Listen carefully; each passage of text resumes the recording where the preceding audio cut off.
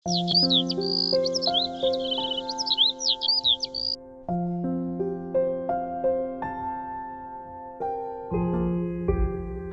বউ, কেমন লাগছে এখন শরীরখানা? ঠিক লাগছে তো? হ্যাঁ গো, আমি ঠিকই আছি এখন। তুমি কোনো দুশ্চিন্তা করো না। কি বলছো? আমার বউ এত অসুস্থ, আমি দুশ্চিন্তা করব না তো কে করবে শুনিয়া? আরে আরে, রাগ করছো কেন? আমার শরীরটা তো এখন একটু ভালো। তুমি অসুস্থ এটা লুকাচ্ছ কেন? কতদিন ধরে জ্বর ছাড়ছেই না। সত্যি বলছি, আমার শরীরটা এখন একটু ভালো। যাই গিয়ে রান্নাটা বসিয়ে দেই। আমি রান্না করি আজ। তোমার শরীরটা এখনো দুর্বল। তোমার তো খুব কষ্ট হবে রান্না করতে। আরে না না, কোনো কষ্টই হবে না। আচ্ছা, লুসি কোথায়? ও হয়তো বাইরে খেলা করতে গেছে। তুমি অসুস্থ, তারপরও খেলতে চলে গেছে? আরে বাদ দাও, ও তো ছোট, ওসব বোঝে নাকি। বেশ, তুমি শুয়ে থাকো, আমি গেলাম।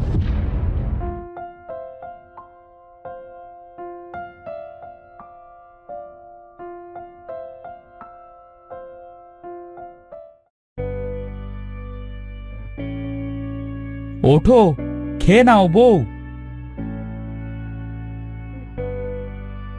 তুমি খুব কষ্ট করলে। আবারও এক কথা, বাদ দাও তো সব কিছু। এখন খেয়ে নাও দেখি, তারপর ওষুধ খেতে হবে।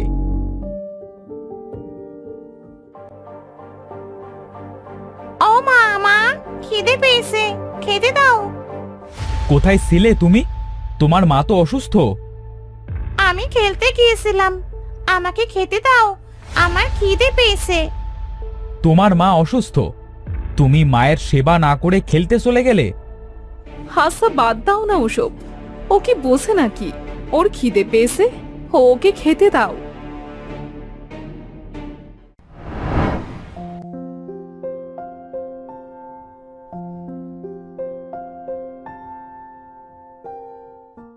ও বউ, বউ দেখো, আজকে তোমার জন্য কত ফল নিয়ে এসেছি। মা, ও মা, মা কি হয়েছে তোমার? কথা বলছো না কেন মা? ও বাবা, বাবা দেখো, মা মারা গেছে। কি? হে, কি সর্বনাশ হলো আমার! এবার কি হবে আমার? আমি তো নিঃস্ব হয়ে গেলাম। আমি এবার মেয়ে নিয়ে কি করব একা? ও বউ! এইবার কি হবে আমাদের বাবা? মা তো আমাদের ছেড়ে চলে গেছে। হ্যাঁ, এখন আমাদেরকে নিজেদেরকে একাই চলতে হবে রে মা।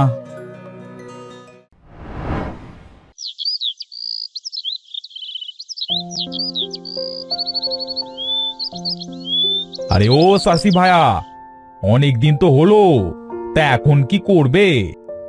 কি বিষয় বলছো ভাই? তা তোমার মেয়ের বয়স তো কম হলো না, তা এখন মেয়ের বিয়ে দেবে নাকি? ভালো ছেলে পেলে তো দিয়েই দেব, তোমরা খোঁজ পেলে জানিও। হ্যাঁ, সে আর বলতে, ভালো ছেলের খোঁজ পেলে তো জানাবই। আচ্ছা বেশ, দিও তবে, তারপরই আমি বিয়ে দিয়ে দেব।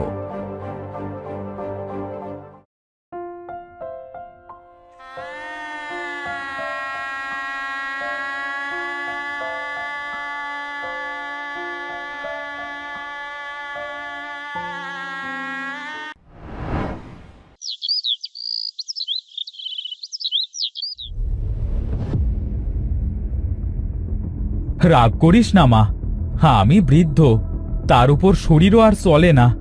তোর কাছে থাকি কারণ তুই আমার মেয়ে। কি আর করবে, থাকো আমাদের সাথে। বাপকে তো আর ফেলে দিতে পারবো না, অসহ্য। কবে সে মুক্তি পাবো? আচ্ছা মা, আমাকে নিয়ে তোর কোনো সমস্যা হবে না। তুই শুধু আমাকে দুবেলা দুমুঠো ভাত খেতে দিস। হয়েছে হয়েছে, শুধু খেতেই দেব, এর থেকে বেশি কিছু দিতে পারবো না, বুঝলে? নিজের কাজ নিজেই করো এখন থেকে। স্বামী সন্তানের সব কাজ শেষে তোমার কাজ করতে পারবো না এত।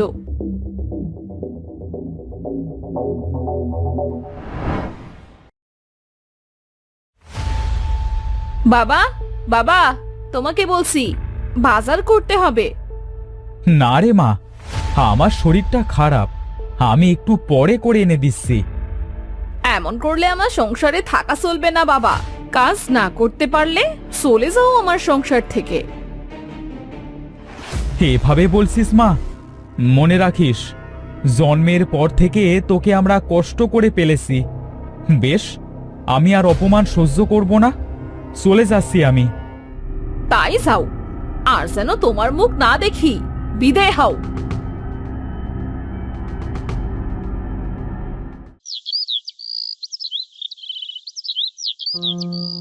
জীবনে আর কিছু থাকলো না, আর কি করব বেঁচে থেকে? বউও মরে গেল, আর এখন মেয়েও বের করে দিল। আমার আর বেঁচে থেকে কি হবে?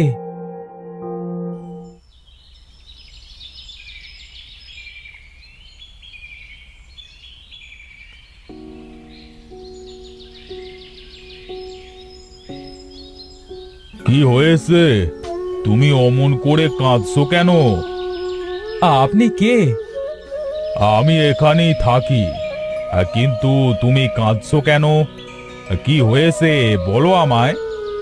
আমার সব শেষ হয়ে গেছে।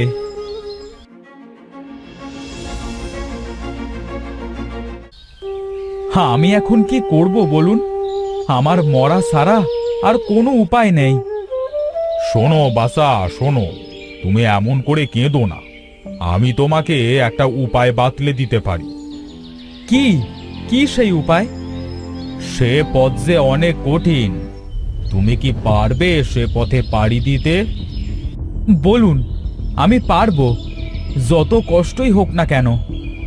তুমি চাইলেই মৃত্যুর পরের জগতে যেতে পারবে, জীবিত অবস্থাতেই, কিন্তু সেই পথ অনেক কঠিন। তুমি ওখানে গিয়ে তোমার বউয়ের সাথে কথা বলতে পারবে। হ্যাঁ, আমাকে সেই পথ দেখিয়ে দিন, আমি আমার বউয়ের সাথে দেখা করব। এই জঙ্গলের শেষ সীমানায় আছে এক বড় বটগাছ। সেই বটগাছে একটা মাত্র রূপার পাতা আছে।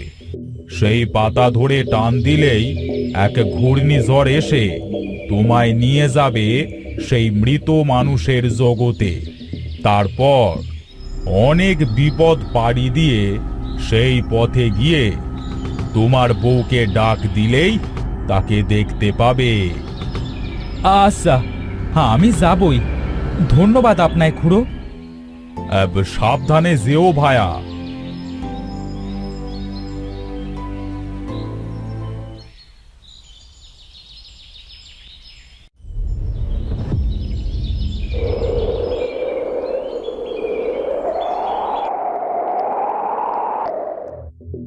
এখানে তো এসে পড়লাম, এবার কি করব?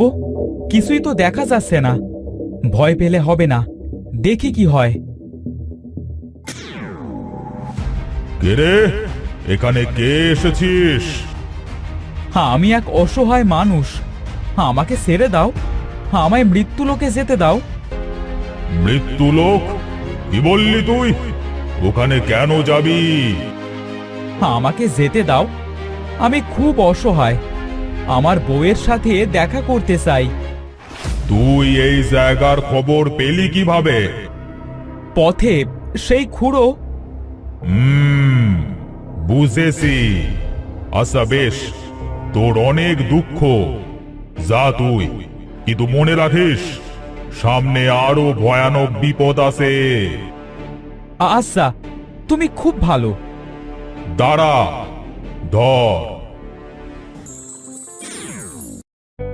তোকে এই জাদুর মাদুর দিলাম, এই মাদুরে বসে যেখানে চাইবি সেখানেই যেতে পারবি। সুযোগ বুঝে ব্যবহার করিস। তোমারই উপকার আমি ভুলব না রাক্ষস।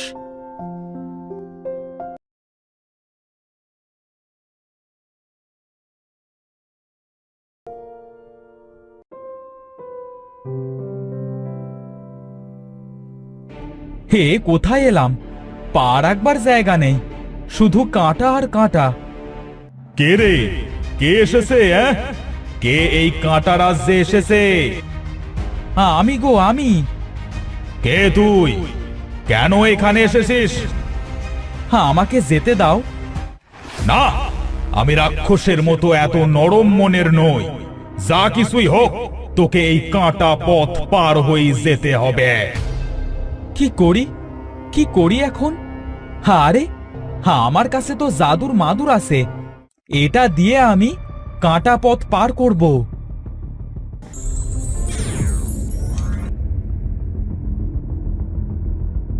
কি রে, যাবি না? হ্যাঁ, আমি যাব।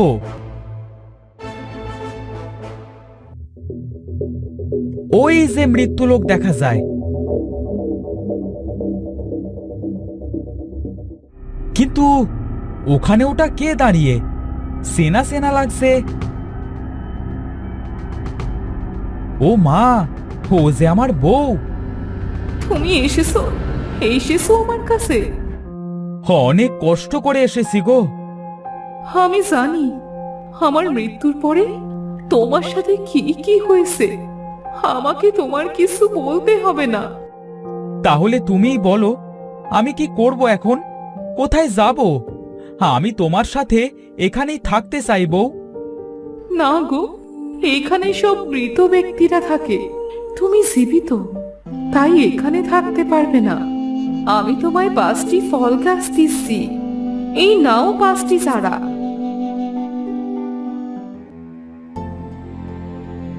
এগুলো তুমি তোমার পুরনো বাড়িতে লাগাবে। এই 5টি চারা দিয়ে তুমি তোমার জীবন চালাতে পারবে। আচ্ছা, তাই করব। কিন্তু এই 5টি চারা কিসের? তুমি গাছ লাগালেই বুঝবে।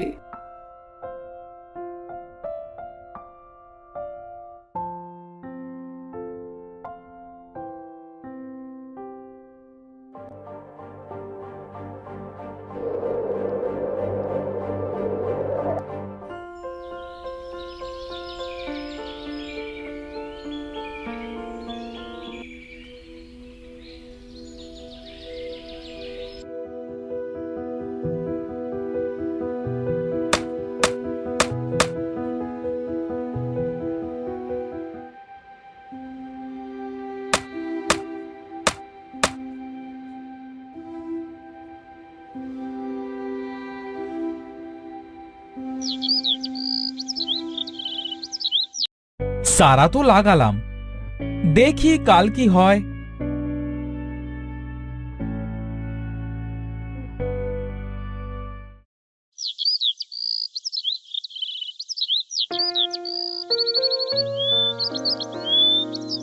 ও মা, হে তো দেখি আটার বস্তা, চালের বস্তা, তেল, মুড়ি, ডাল, এইগুলোর গাছ। গিন্নি তাহলে বুঝতে পেরেছে যে আমার কাছে কোনো টাকা পয়সা নেই। বেশ, আমি তবে এগুলো দিয়ে একটা মুদির দোকান খুলব। বাহ, দোকান তো রমরমা হয়ে উঠেছে। ধন্যবাদ গিন্নি, আমিও কিছুদিন পর তোমার কাছে চলে আসব।